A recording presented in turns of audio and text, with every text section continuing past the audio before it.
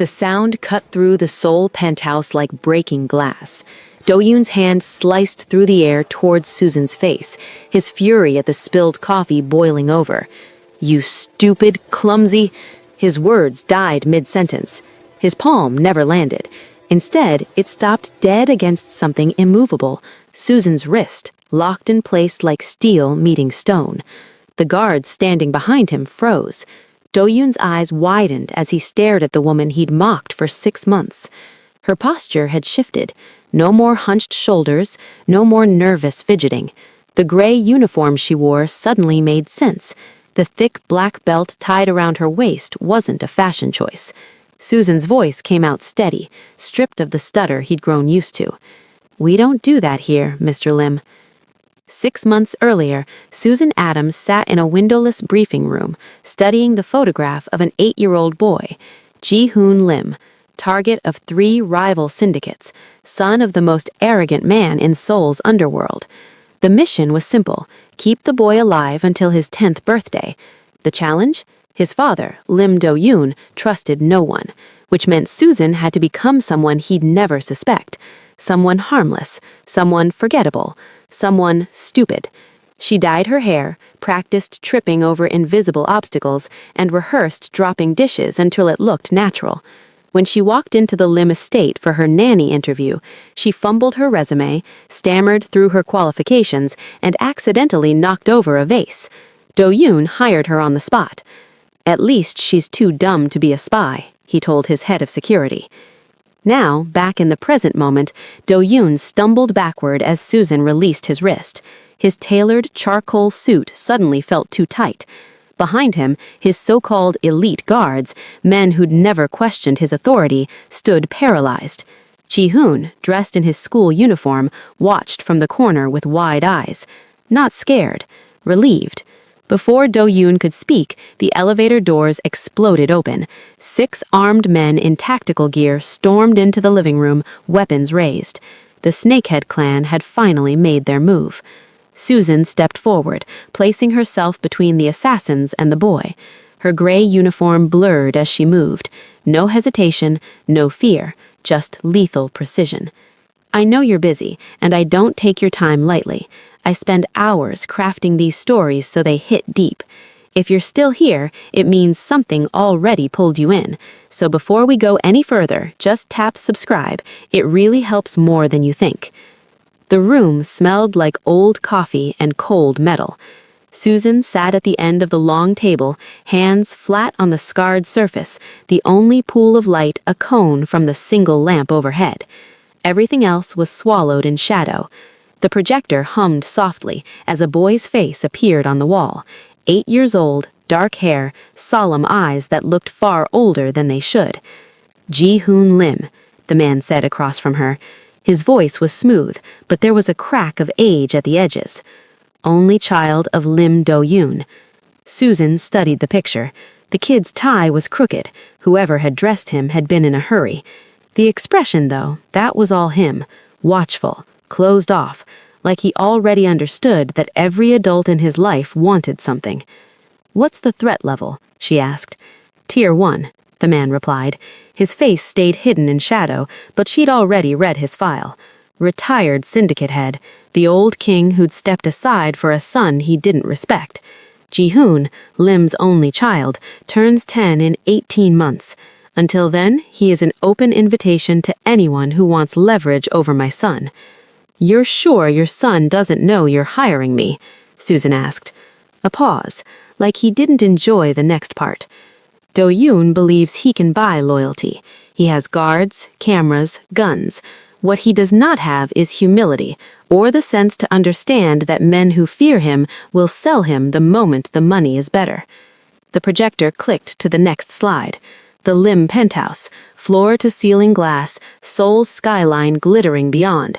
Clean lines, expensive furniture, the kind of place where everything white dared you to stain it. "That's your battlefield," the man said. "You are not there to protect my son. You are there to protect my grandson." Susan's gaze flicked back to Ji-hoon's photo. "What's the boy like?" "Quiet. Too quiet," he exhaled. "He is watched, not loved. Fed, not raised." "And your son?" she asked. Another pause. "Arrogant, clever in business, foolish in life. He will underestimate you. That is the only advantage you will get for free." Susan leaned back, folding her arms. "I assume you've tried the usual, upgrading security, planting people in his team.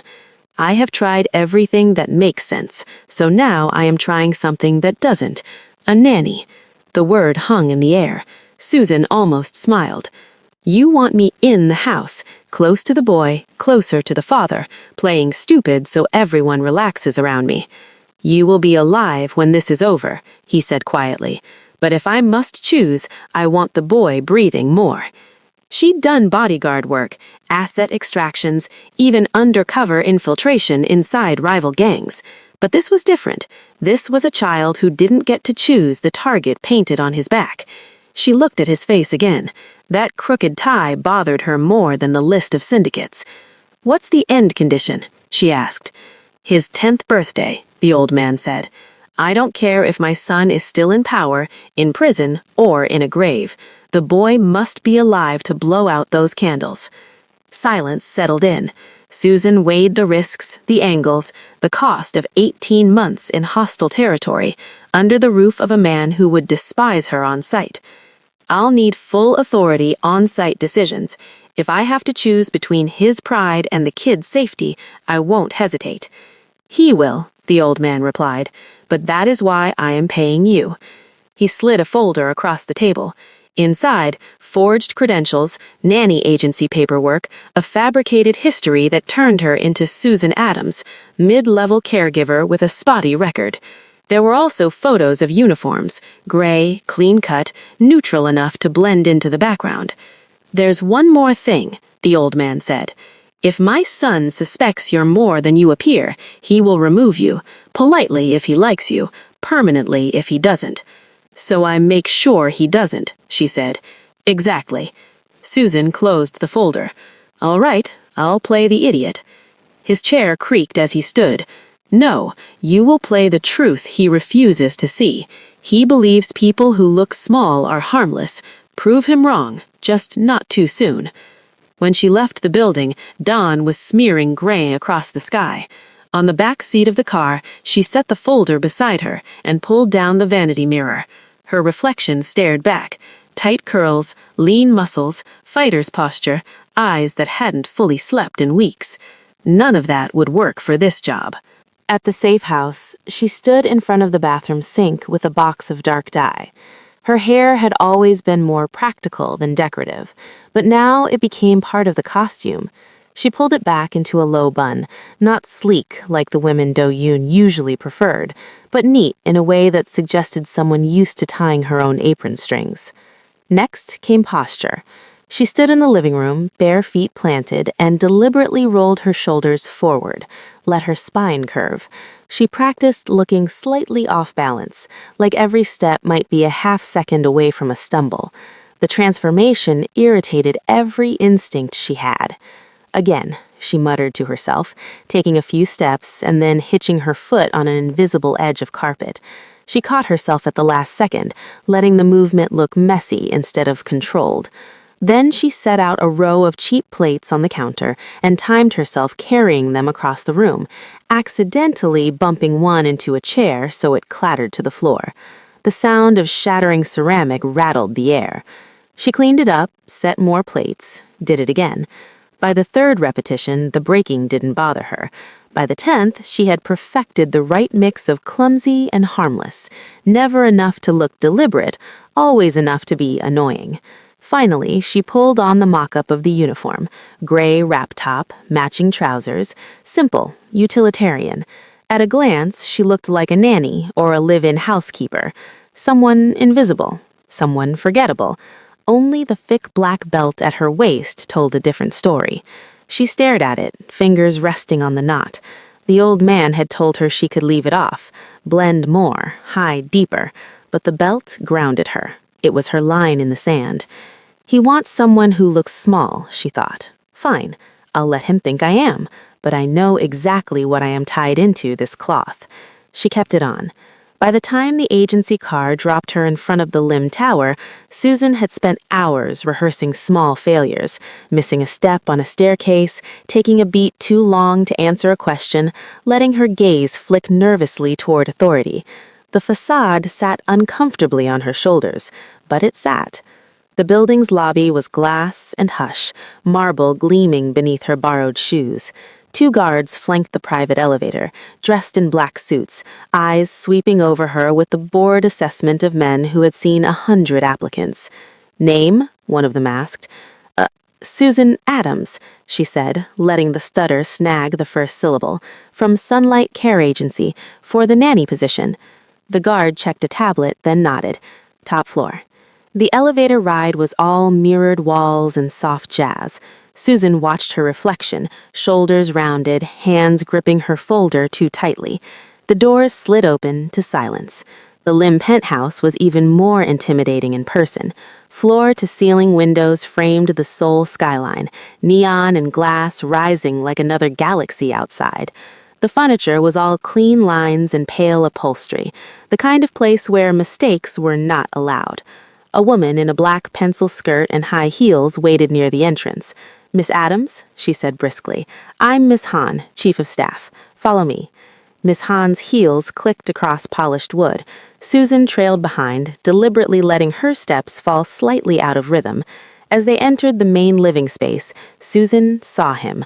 Lim Do-yoon stood near the window, phone in hand, suit jacket open over a white shirt. No tie. His posture was relaxed in the way of men who always assumed the room belonged to them. 2 guards hovered behind him, and to the side, perched on a stool with his feet not quite touching the floor, was Ji-hoon. The boy's uniform was crisp, but his gaze was distant, fixed on the city instead of the adults. "Sir," Miss Han said, "you're 10 o'clock." Do-yoon finished his call without looking at Susan. Only when he slipped the phone into his pocket did he turn, eyes flicking over her in one practiced sweep. He saw the uniform, the folder, the tight grip. Nothing about his expression suggested he was impressed. "Susan Adams?" he said. "Yes, sir," he replied, adding a half-step of nervousness to his voice. "Thank you for seeing me. Agency says you've worked with high-profile families, celebrities, executives?" "Yes, sir," she said. "Mostly, scheduling, meals, homework. I'm very good with routines." "Routines," he repeated, sounding bored already. "Can you handle pressure, Miss Adams?" "Of course, sir. I try." She moved toward the coffee table to hand him her resume, misjudging the distance just enough for the edge of the folder to catch a crystal bowl. It tipped, clinking loudly against the glass surface. She grabbed for it with a soft gasp, her fingers fumbling. "Sorry, I'm so sorry," she blurted. The bowl didn't fall, but the noise had done its job. One of the guards snorted under his breath. Miss Han's mouth tightened in disapproval. Do-yoon's eyes narrowed, then flicked to Miss Han like he was confirming something unsaid. "You're nervous," he observed. "Yes, sir," she said quickly. "It's just very big and high up." He glanced at the windows, then back at her. "You're afraid of heights?" "A little," she forced a soft laugh, "but I can get used to it."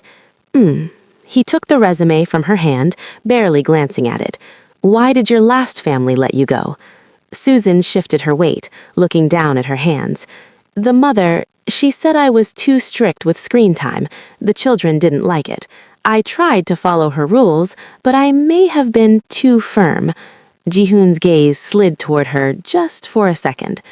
"Too strict with screen time," Do-yoon repeated. "We are not discussing international diplomacy, Miss Adams." "I know, sir. I just wanted them to be safe." The words landed oddly in the air, heavier than they should have. For a beat, no one spoke. Then Do-yoon tossed the resume onto the table without sitting. "You can cook?" "Yes, sir. Basic meals." "Speak Korean?" "Conversational, sir. Enough for homework and daily needs." "Any criminal record?" "No, sir." "Any political or syndicate ties?" "None, sir," she replied, letting real truth coat that last answer. Miss Han cleared her throat. "We have other candidates to see, sir." Do-yoon didn't look at her. He kept his eyes on Susan, weighing something. She let her shoulders slope slightly. Her shoes weren't quite aligned. Everything about her said, not a threat. Finally, he shrugged. Whatever. She's from an agency vetted by our partners, and she looks too stupid to be a spy. Ms. Hahn's brows flickered almost imperceptibly. Sir, hire her, he said, already turning back toward the window. If she breaks something expensive, dock it from her pay. The conversation was over. Susan lowered her head, hiding the brief flash in her eyes. Thank you, sir. I won't let you down. He didn't bother to answer. Later, when Ms. Hahn was walking her through the house rules and the labyrinth of rooms, Susan risked a glance at Ji-hoon. The boy stood by the bookshelf, pretending to examine a row of encyclopedias, but his eyes tracked her like he didn't quite buy the act. That night, in the small room assigned to her near Ji-hoon's, Susan sat on the edge of the bed and listened to the muffled sounds of the penthouse. The soft beeping of security panels, the distant murmur of men talking in low voices, the hum of elevators on the private shafts. She had a set of keys, a schedule printed on thick paper, and a phone loaded with emergency contacts that all routed back to Do-yoon's people. It was security arranged by a man who believed control came from surveillance, not understanding. She lay back on the bed and stared at the ceiling. 18 months. Don't get attached, don't get comfortable. Just keep the kid breathing. The next morning began at 6 a.m. with the sharp chirp of an alarm in the hallway. Susan slipped into her uniform, tying her belt with practiced hands. When she stepped into the corridor, Ji-hoon's door cracked open. He peered out, hair mussed, tie in one fist. You're the new nanny, he said. No greeting, no smile. Yes, good morning. He studied her belt. Why is it black? She glanced down, then back at him. Because white wouldn't go with the uniform, she said lightly. Come on, breakfast. In the kitchen, the chef had already set out polished bowls and a tray of side dishes. Susan poured orange juice into a glass, deliberately almost overfilling it before catching herself with a flustered apology. The chef sighed. Ji-hoon climbed onto his chair, back straight, hands placed neatly on either side of his plate, like he'd been drilled. Susan watched him a moment. You like eggs? She asked. They're fine. What do you like? She pressed. He shrugged. Doesn't matter. She filed that answer away. The first week was all observation. She learned the patterns of the guards, who actually checked the monitors, who scrolled through their phones between rounds. She noticed the blind spot in the living room camera coverage where two fields overlapped imperfectly. She watched how Do-yoon came and went, the tempo of his temper, the way the staff tensed when the elevator pinged at odd hours. Around Ji-hoon, she was clumsy but dependable. She forgot which hallway led to the library twice, bumping into side tables in the process. She dropped one of his textbooks, spilling sheets of paper across the floor. Sorry, she muttered, kneeling to gather them. You drop things a lot, he observed, kneeling to help. I think too fast sometimes. My hands can't keep up. He frowned slightly at that answer, like the answer bothered him for reasons he couldn't name. To chip away at his distance, she turned safety lessons into games. In the garden on the 20th floor terrace, she invented spy tag, where he had to move from one tree to another without being spotted by the patrolling guard. She accidentally timed her fits of clumsiness, bumping into furniture, dropping watering cans, right when the guard's attention shifted, giving Ji-hoon a freer window to move. If you were a ninja, she told him as he crouched behind a planter, you'd always know who was watching. You'd never stand where people could see you from all sides at once. I'm not a ninja, he muttered. Good. Ninjas don't get dessert. They eat shadows and regret. He snorted, the closest thing to a laugh she'd heard from him. In the hallway, she started a guessing game. Tell me 3 things you see that don't belong, she would say once a day. The vase is crooked, he said one afternoon, glancing at a table. Good. 2 more. That camera up there is new, he added, nodding toward the ceiling without moving his head much. My pulse flickered. And 3? He pointed at one of the guards posted near the elevator. He keeps touching his ear like he forgets he's wearing something. Susan followed his gaze. The guard's suit was identical to the others, but the posture was a hair too rigid. New recruit, nervous, possibly temporary. "Excellent," she said. "You're getting good at this." He looked at her warily. "Why is this a game?" "Because people remember games," she said, "and I like winning." One afternoon, when she thought no one was watching, she used the reflection in a glass cabinet to watch a conversation between two guards in the hallway. Their mouths were tight, eyes flicking toward the private elevator that only Do-yoon used. She couldn't hear the words, but she didn't need to. Body language told its own story. That night, after she tucked Ji-hoon in and sat beside his bed until his breathing deepened, she went to the utility closet and checked the Wi-Fi routers. One of the power strips had been swapped. Same model, different serial number. On the surface, nothing. Inside, she'd bet money there was a hidden transmitter piggybacking off the house network. She accidentally sloshed a bucket of water all over that strip while mopping. By morning, the IT contractor was cursing in the hallway, and one of the guards looked like he'd swallowed glass. Susan apologized profusely. "I didn't see the bucket was that full, I swear." "You don't see a lot of things," Do-yoon muttered when Miss Han recounted the incident. But she did see. She saw everything. 2 weeks later, the first near miss came on an overcast Saturday. The plan had been simple: an afternoon at a private playground reserved for the children of corporate executives and minor celebrities. The security perimeter had been checked. Cameras were in place, guards stationed at the exit and near the fence. Children laughed, their voices bouncing off the bright plastic of slides and climbing frames. Parents and nannies clustered on benches, trading gossip and espresso.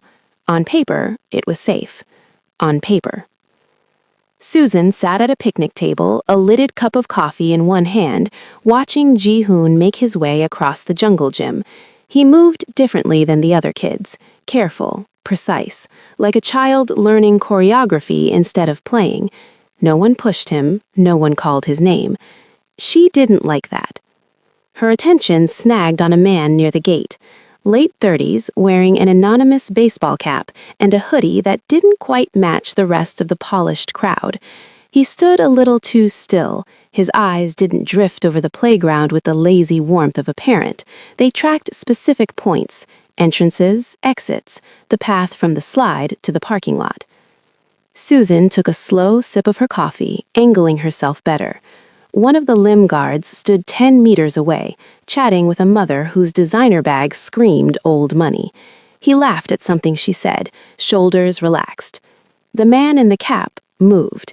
He timed it perfectly, waiting until two toddlers collided near the swing set and a cry went up, drawing one guard's attention. He slipped between a pair of benches, smooth and unhurried, heading straight for the jungle gym ladder where Ji-hoon was climbing down. Susan stood up so fast her ankle scraped. The noise turned a few heads.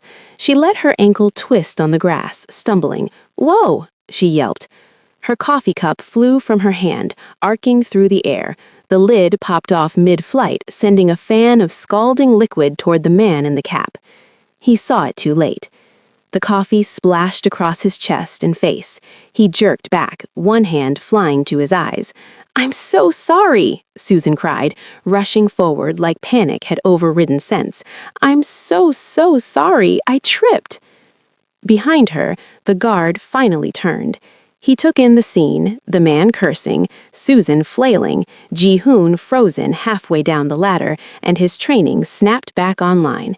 He moved toward them, hand inside his jacket. The man in the cap recovered faster than anyone else realized he should have. His eyes flicked from Susan to Ji-hoon, calculation flashing there. For a heartbeat, he weighed the risk of pressing forward anyway. Then he saw the guard's hand and the glint of a holster. He turned away with a strangled curse, stalking back toward the gate, shirt still steaming. "Watch where you're going," he barked over his shoulder. "Sorry," Susan repeated, bowing slightly. The guard stepped between Ji-hoon and the retreating man, escorting the boy down from the structure. "Who was that?" he asked. Just someone I spilled coffee on, Susan said meekly. I'm such a disaster. The guard's gaze followed the man all the way to the parking lot. His jaw tightened. We're leaving, he said into his shoulder mic. Now. Back at the cars, as the convoy pulled away, Susan caught a last glimpse of the man in the cap. He stood near a silver van, one hand pressed to his chest where the coffee had hit, his eyes burning holes in the departing vehicles. In the back seat, Ji-hoon buckled himself in without being asked. Did you do that on purpose? He whispered. Do what? She asked. Throw the coffee? I tripped, she said, widening her eyes. Clumsiest nanny in Seoul, remember? He studied her face like he was searching for cracks. You didn't scream until it hit him, he said quietly. She turned her head toward the window, hiding a small smile. Maybe I'm just slow, she said. That evening, when they returned to the penthouse, Do-yoon was waiting in the living room, suit jacket off, sleeves rolled up. Documents were spread across the coffee table at odd angles, a rare mess in his carefully curated space. Ms. Han stood to the side, expression tight. How was the playground? Do-yoon asked, not looking down from the papers. Fine, sir, Susan said. The guard interrupted. There was an incident. A suspicious man near the boy left when Miss Adams spilled coffee on him. Now Do-yoon looked up. Spilled coffee, he repeated. Susan winced. I tripped, sir. I'm so sorry. He stared at her like she'd confirmed everything he already believed. Of course you did, he said. You nearly burned a stranger because you don't know how to walk in a straight line. Ji-hoon shifted closer to Susan. He was getting too close, the boy said quietly. Is that what she told you? Do-yoon said, eyes narrowing. No, Ji-hoon said. I saw. Silence stretched. For a moment, something like uncertainty flickered behind Do-yoon's eyes. Then his pride crushed it. Next time, my guards will handle it before my nanny scalds someone, he said. Miss Han, increase the perimeter checks at public outings. And Miss Adams? Yes, sir. You'll stay away from hot drinks when the boy is outside. I can't risk you injuring someone who might sue. Yes, sir, she said. Later, when she passed by the security room, she saw one of the guards replaying the playground footage. On the screen, the angle showed just enough. The man's approach, Susan's stumble, the perfectly timed arc of coffee. Another guard leaned over his shoulder. You think she really tripped? Does it matter? The first replied. The guy backed off. That's all that counts. Susan walked on, eyes forward, pretending she hadn't heard. Days stretched into a rhythm. She woke Ji-hoon up with the same gentle knock. She packed his school bag, slipping in small exercises disguised as puzzles. Circle the exits in this park picture.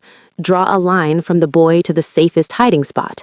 She navigated around Do-yoon's moods, his offhand insults, his cutting jokes at her expense.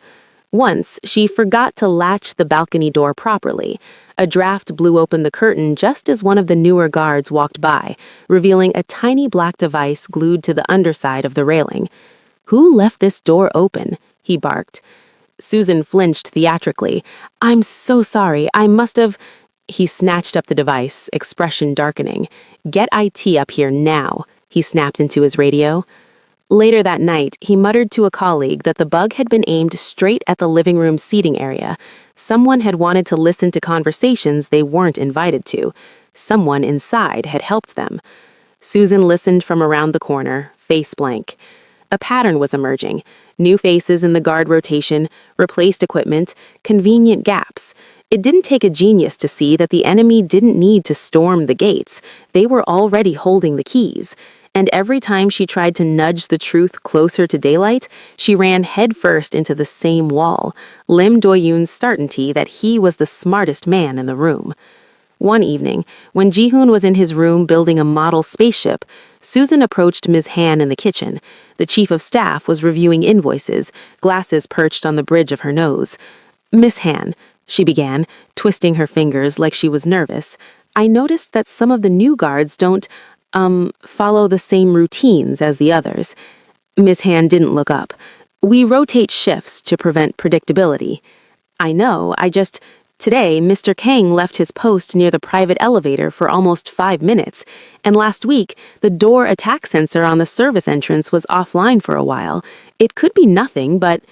Miss Adams. Miss Hands set down her pen with a soft click. Your job is the boy. Let security handle security. I understand, Susan said. I just worry. For Jihoon. Miss Hand's gaze softened a fraction. We all worry for him. But if you start questioning the guards, they will resent you. That is not safe, for you or for the boy. Do you understand? Yes, ma'am, Susan said. Of course, the warning only made her more certain she was right. Resentment was already in the air. She could feel it when certain guards passed her in the hallway, their eyes lingering a beat too long, their smiles a shade too thin. One night, after everyone else had turned in, Susan moved through the penthouse in the dim glow of motion sensor lights, sweeping every room with a quiet, methodical eye. In the study, a drawer that was supposed to be locked had been left slightly ajar. Inside, financial documents had been shuffled. In the kitchen, the emergency backdoor key box showed faint scratches around the lock, as if someone with the right key still needed an extra second to get in. The mole was careful, but not perfect. She couldn't confront them, not without exposing more of herself than she was ready to show, so she did what she came to do. She adjusted, compensated, and pretended to be dumber than she was. When she walked Jihoon to school the next morning, she pointed at the crosswalk outside the building. If I tell you to go left instead of straight, you do it without asking. Why? He asked. Because sometimes the obvious path is the one someone wants you on, and I don't like giving strangers what they want. You're weird, he said. Thank you, she replied. Now tell me 3 exits from this street. He sighed, but he answered. That afternoon, a new guard joined the rotation at the penthouse entrance, a man with sharp cheekbones and a pleasant smile that didn't quite reach his eyes. He introduced himself as Park Jin-woo. Susan watched him from the kitchen as he chatted with one of the older guards. The conversation seemed harmless. But when he thought no one was paying attention, his gaze drifted not to the windows, not to the cameras, but to the schedule pinned to the side of the fridge, Jihoon's schedule, school, playtime, piano lessons. He caught Susan looking and flashed her that easy, practiced smile. Busy day? He asked. Every day, she said lightly. Children don't schedule naps around staff meetings, unfortunately. He chuckled. I'll keep that in mind. As he turned away, his eyes flicked, just once, toward the boy's bedroom door. The look was quick, but it was enough. Susan went to Jihoon's room, where he sat on the floor with a puzzle. New guard outside, she said casually. If he ever tells you your father sent him somewhere alone with you, you come get me first. Understand? Jihoon frowned. You think he's bad? I think being careful is never wrong, she said. Humor me. He studied her, then nodded once. Okay. The patterns were tightening. Someone on the inside was preparing for something. The devices, the scheduled glances, the loosened protocols. It all pointed toward a single intent, getting the boy alone at the right time. The problem was, every move Susan made to counter that invisible hand looked like incompetence to the man who signed her paychecks. Every accidental spill, every misrouted door, every clumsy interruption of a suspicious interaction chipped away at her already fragile reputation. To Do-yoon, she was a nuisance. To the old man in the dark briefing room, she was doing exactly what he'd paid her for. And to Jihoon, somewhere between those two perspectives, she was slowly becoming something dangerous. The one adult in his world who made him feel less like collateral and more like a person. That, she knew, would complicate things later. But later hadn't arrived yet. For now, the boy was still breathing. The house was still standing. The snake inside the walls was still hidden. And Susan, the stupid nanny in the gray uniform with the black belt tied boldly over her waist, kept stumbling right where the danger needed tripping. The first sign that something was wrong came in the form of silence. Not the comfortable hush of a house finally asleep, but the taut, listening kind, like the penthouse itself was holding its breath. The guards spoke in shorter sentences. Miss Hand's heels clicked faster across the floors. Even the elevator chime sounded sharper. Susan felt it in the way eyes followed her down the hallway. It started with a missing watch. Not just any watch, a limited edition piece Do-yoon kept in a glass case in his bedroom, alongside cufflinks that sealed more than one bloody deal. He rarely wore it, but he liked knowing it was there, a reminder that time, like power, could be owned. One morning, the case stood open and empty. The discovery detonated in the house like a small bomb. Guards were called, schedules were reviewed, security footage rewound and played frame by frame. The staff lined up in the dining room, hands folded, faces pale. Susan stood among them, heart steady, expression confused. Last night, 10:32, one of the guards reported, eyes on the tablet. The bedroom door opens, motion in the case area. The watch is removed. And who, Do-yoon said, his voice quiet in a way that made everyone more nervous, opened my bedroom door at 10:32? The guard hesitated. Miss Adams, sir. Heads turned as one. For a moment, the room tilted around her. That's not possible. I put Ji-hoon to bed at 9. I didn't go near your room after that. The guard tapped the tablet and a still image appeared, grainy black and white from the hallway camera. A figure in a gray uniform moving toward the master bedroom. Her uniform, her height, her bun. Camera doesn't lie, one of the guards muttered. Susan stared at the image. The posture was almost right, but not quite. The shoulders were a little too straight, the gait a touch too precise. Someone had studied her, then refined the performance. I wasn't there. She forced her voice to remain calm. Ask Ji-hoon. I stayed in his room until he fell asleep. He was asleep, one of the guards muttered. That's enough, Miss Hand snapped, but there was worry in her eyes. One of the guards stepped forward. Park Jin-woo. Maybe she didn't mean to steal it, he said, hands spread in a reasonable shrug. Maybe she just wanted to see it. It's an expensive piece. Temptation can be strong. The suggestion slotted into the air like a blade. Susan looked at him, and in his pleasant smile she finally saw it clearly, the satisfaction of a man who'd waited for this moment. The mole hadn't just opened the doors to their enemies, he'd opened a trap under her feet. Search her room, Do-yoon said. 2 guards headed down the hallway. Susan kept her eyes on Jin-woo. He held her gaze, unblinking, daring her to break character, to reveal exactly how much she understood. They came back faster than they should have, a black velvet box in one guard's hand. We found this in her drawer, he said. He flipped it open. The watch gleamed inside, catching the light like it was proud of the damage it was doing. I didn't put that there, Susan said, more to herself than anyone else. Planting evidence was Child's Play 101, and she was furious at herself for not catching Jin-woo's movements earlier. Do-yoon stepped closer, staring at the watch, then at her. His jaw flexed once. You really are stupider than I thought, he said softly. If you'd sold it, at least there would be some logic. Keeping it here, in my house? That's not greed, that's insult. I didn't steal it, she replied. Someone is framing me. Of course they are, he said, and I assume the same mysterious someone is responsible for all your convenient accidents. Her mind raced.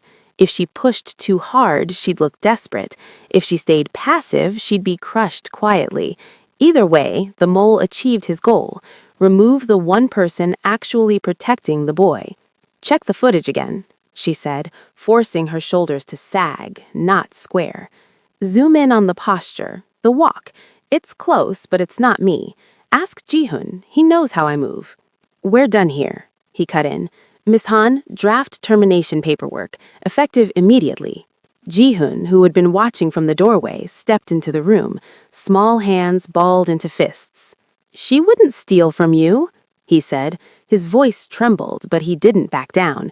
She doesn't even like your stuff. Something in the corner of Do-yoon's mouth twitched at that, but the moment passed. Go to your room, he said. This doesn't concern you.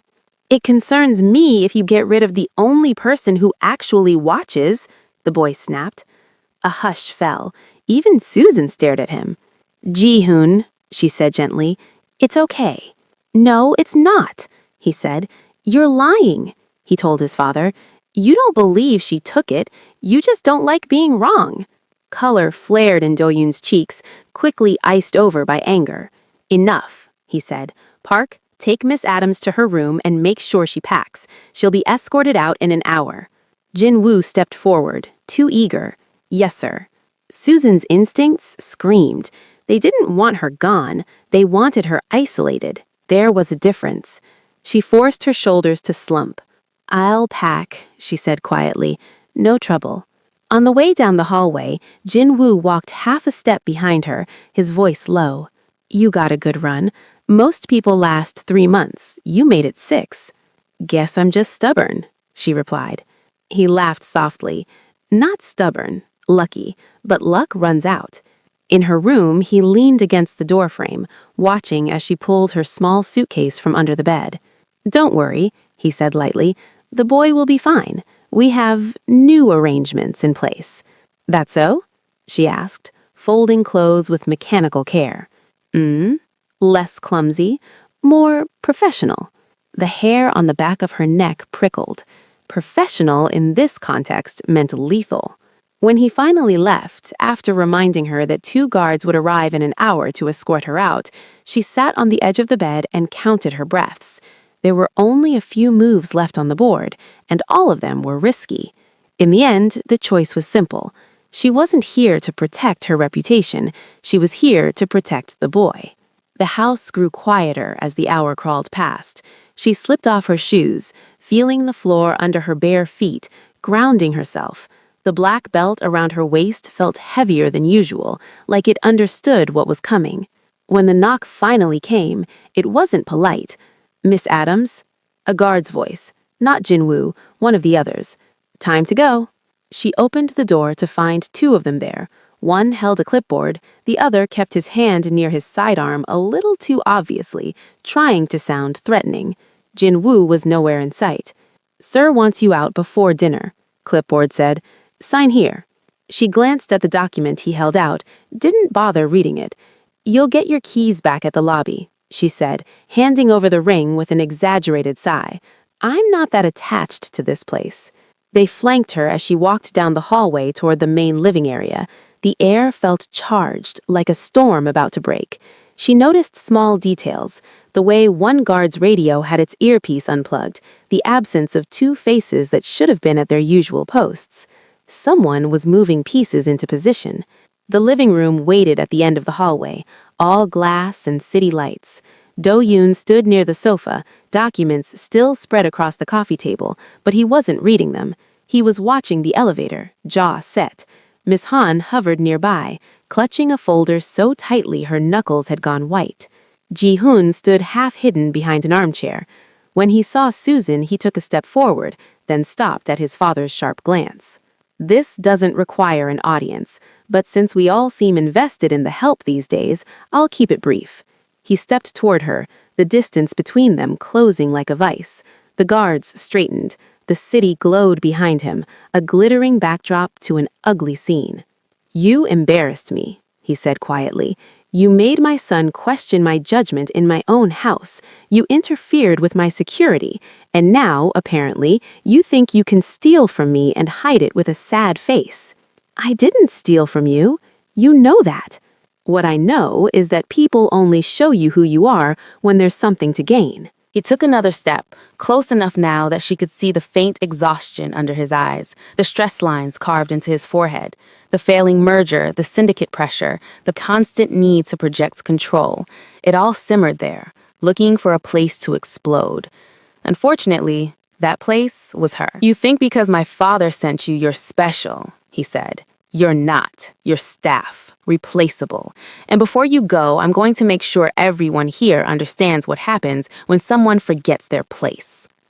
Miss Han shifted uneasily. Sir, perhaps stay out of this, he snapped.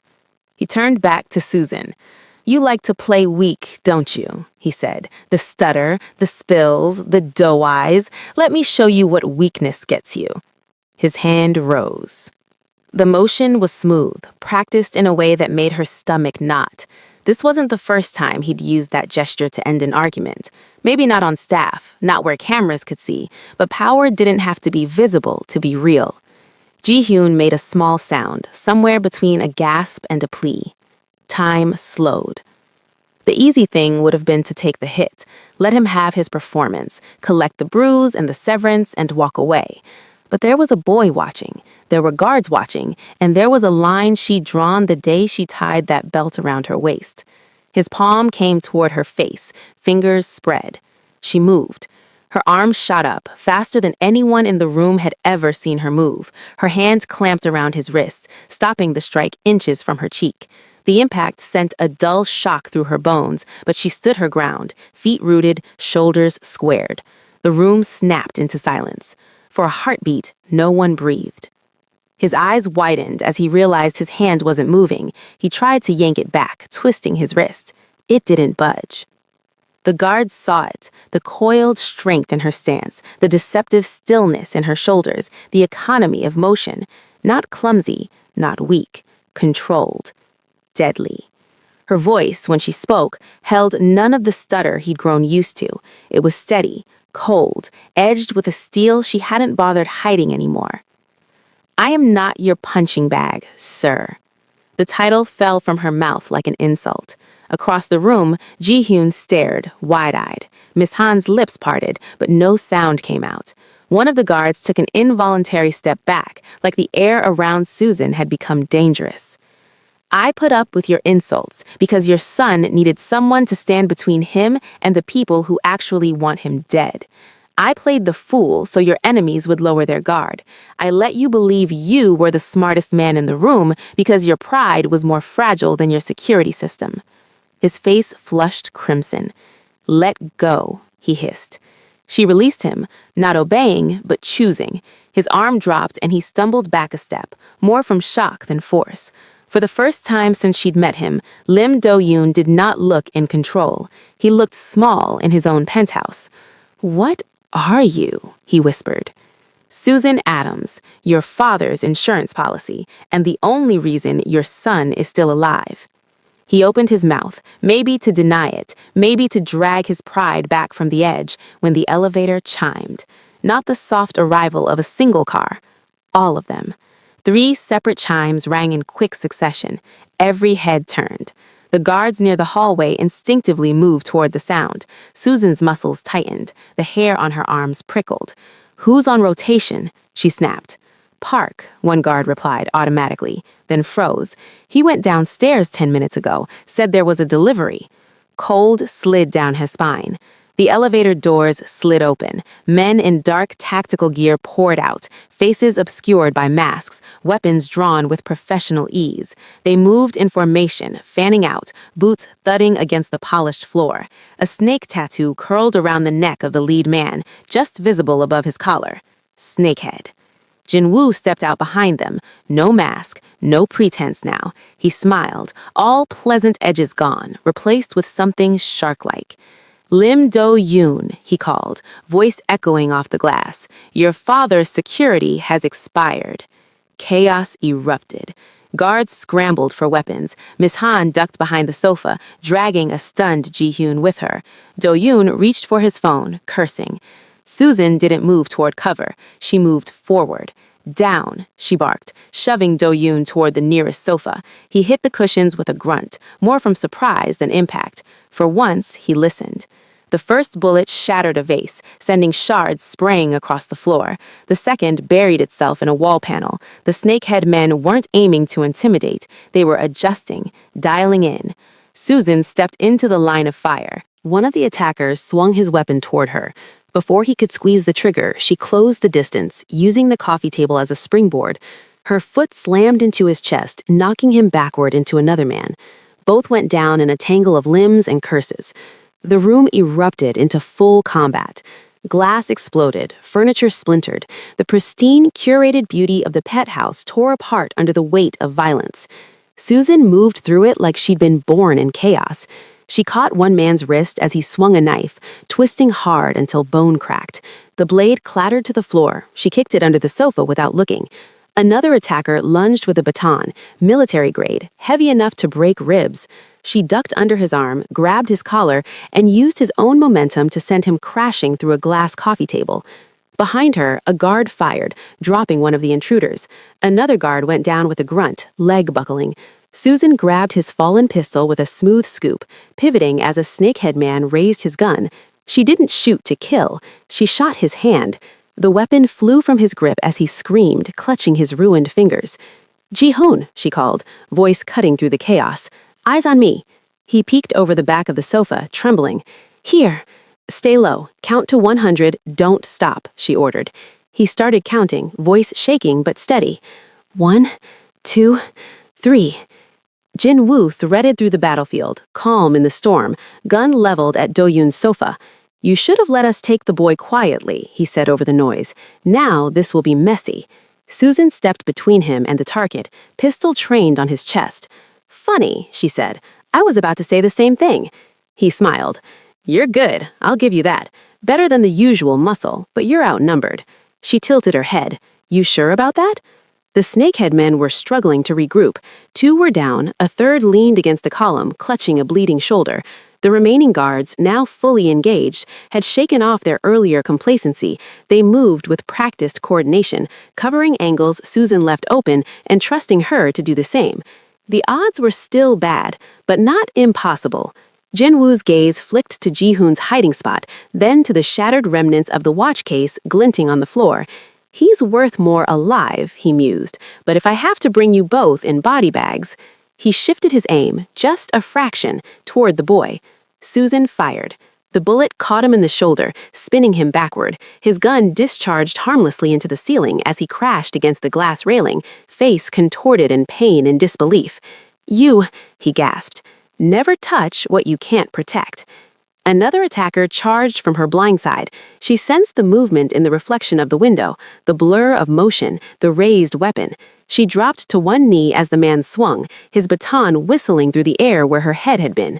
She drove her elbow into his knee. Something popped. He howled, collapsing sideways. She stole his baton on the way up, spinning it once to find the balance, then used it to crack another attacker across the jaw. The fight sprawled through the living room, over expensive rugs and around toppled furniture. Assailants fell one by one, some groaning, some unnaturally still. The air filled with the metallic tang of blood and the acrid stench of gunpowder. Through it all, Do-yoon stayed where she'd shoved him, half sheltered behind the sofa, eyes locked on her. Shock warred with something else in his expression, something like reluctant awe. This was not the stupid nanny who dropped dishes and sloshed coffee. This was a weapon he didn't know he had. In the end, the last man standing was Jin-woo. He leaned heavily against the railing, hand pressed to his bleeding shoulder, gun dangling from his other hand. He laughed once, a ragged, broken sound. "You think you've won?" he said. "Snakehead doesn't give up. This is just the first wave." "Maybe," Susan said, stepping closer, baton still in hand. "But you're not going to be here to see the second." He lifted his gun with a trembling arm. A single shot rang out. Jin-woo's eyes widened, a faint ring of surprise around the pupils. He looked down at the spreading red stain on his chest, then up at Susan, not in accusation, but in confusion. She hadn't fired. Behind her, breathing hard, Do-yoon lowered his pistol. He'd moved when no one was watching, silent in his own house for the first time in his life. The shot was clean. Jin-woo's knees buckled. He slid down the railing, leaving a smear of blood on the glass, and went still. Silence fell in stages. First, the gunfire ceased. Then the groans quieted as guards moved to secure surviving attackers, zip-tying hands, disarming weapons. The crackle of broken glass settling into new shapes filled the gaps, a brittle symphony. Ji-hoon's counting faltered somewhere in the 90s. "Is it over?" he whispered. Susan's chest heaved as she forced her breathing to slow. She scanned the room, threats neutralized, allies upright, no new movement. "It's over," she said. He launched himself from behind the sofa and ran, not to his father, but straight at her. She barely had time to drop the baton before he collided with her legs, arms wrapping around his waist in a fierce, shaking hug. "You're bleeding," he said, voice muffled against her uniform. She glanced down. A shallow cut on her forearm was dripping on her sleeve. "Just a scratch," she said, ruffling his hair. "You okay?" He nodded into her side. "I lost count," he confessed. "That's fine. We'll practice more later." Do-yoon stood slowly, stepping around the sofa like he wasn't entirely sure his legs would hold him. He looked at the wreckage of his perfect living room, the shattered glass, the overturned furniture, the streaks of blood staining his expensive rug. Then he looked at her. She met his gaze without flinching. No more hunched shoulders, no more downcast eyes, just the truth laid bare between them. "You knew they were coming," he said, not as an accusation, but as a realization. "I knew someone was opening doors that should have stayed closed," she replied. "Your mole made his move. I just made mine." He glanced toward Jinwoo's body, then toward the broken watch case. "The theft," he said. "He used it to get you out of the way." "That was the idea," she said. "I didn't cooperate." One of the guards approached. "Sir, we've secured the Ramoning attackers. Police en route as requested. Medical is on standby." "Good," Do-yoon said absently, eyes still on Susan and the boy clinging to her. "Make sure none of our people talk before I do." The guard nodded and moved away. Ji-hoon finally loosened his grip, though he didn't step far. He looked between his father and Susan, waiting. "You should have told me," Do-yoon said quietly. "About you, about all of this." "You wouldn't have listened," she replied. "You were too busy being the smartest man in the room." His mouth twisted, acknowledging the hit. "Where did my father find you?" "Where all disappointed men with money find their last hope," she said. "Off the books." He huffed a breath that wasn't quite a laugh. "Of course." Miss Han approached cautiously. "Sir, we should get Ji-hoon checked for shock, and Miss Adams needs treatment." "We will," he said. He took a step closer to Susan, stopping at arm's length. "You saved my son." She shrugged. "That was the job." "You saved me," he added. "That was extra," she said.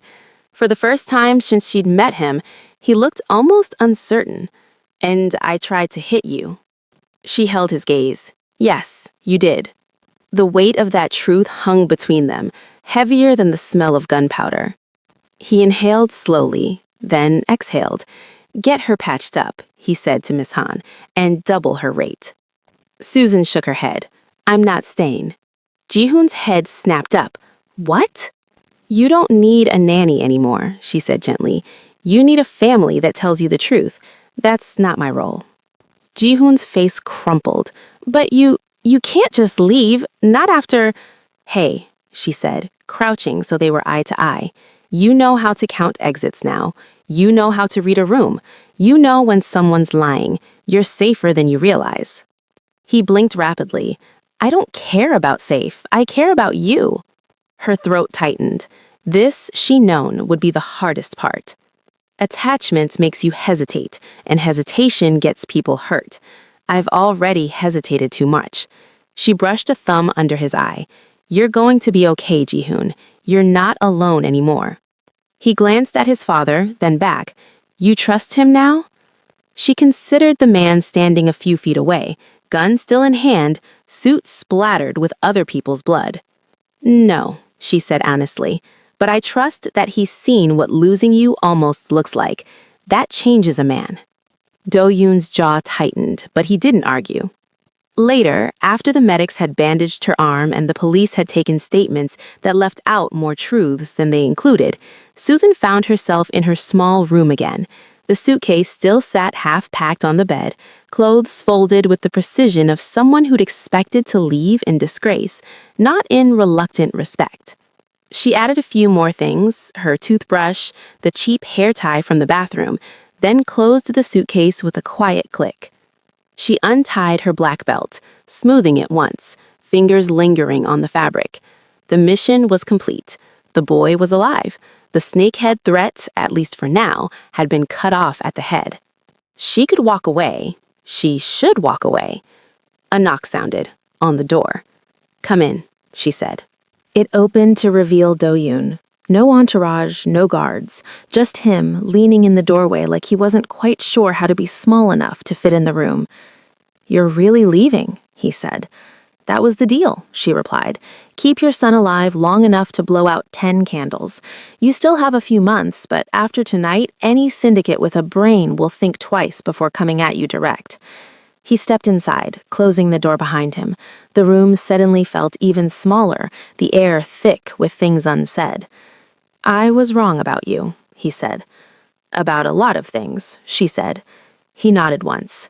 "Yes, about a lot of things." He moved closer to the bed, eyes flicking to the packed suitcase, then to the belt in her hands. "When I hired you," he said, "I thought you were a liability, a box ticked for appearances, something I could control." "You can't control what you don't understand," she said. "I understand now," he replied.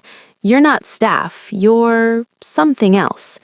"Is this your version of an apology?" she asked. He exhaled. "It's the best you're getting." She found herself almost smiling. "Noted."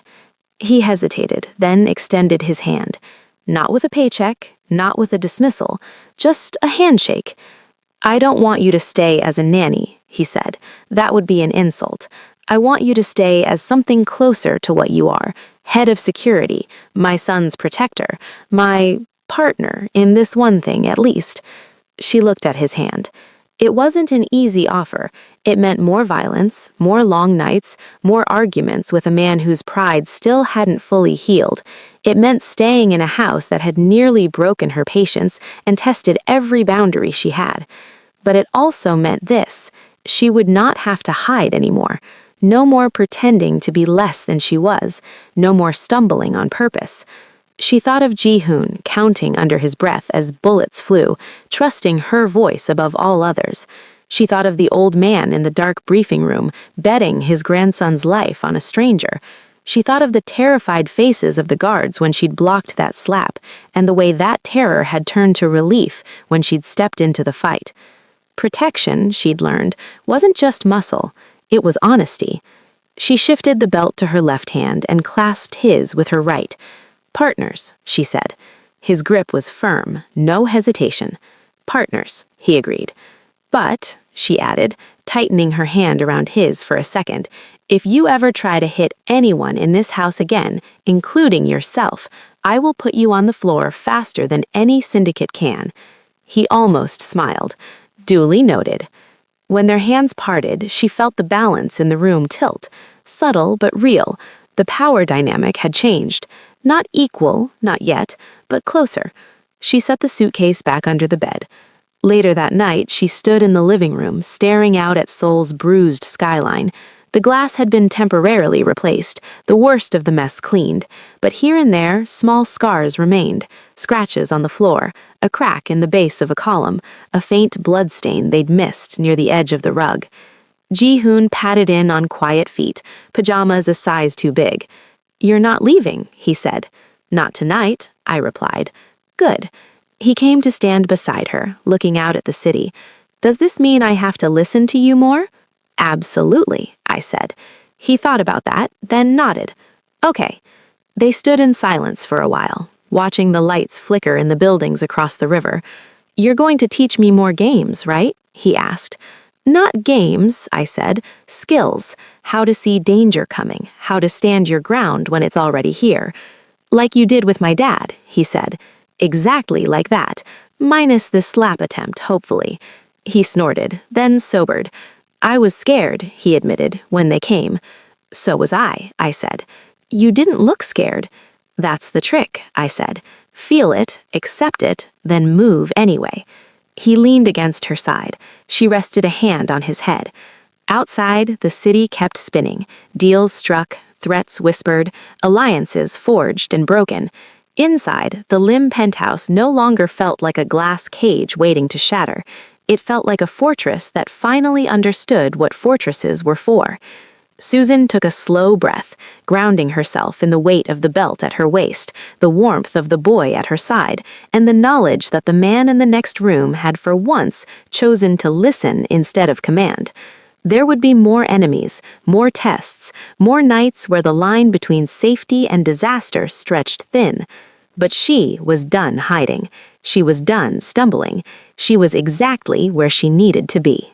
If you made it to the end, thank you. Stories like this take heart, time, and patience to tell. If this one stayed with you, don't leave quietly. Like the video, subscribe, and tell me in the comments. Your support is what keeps these stories alive.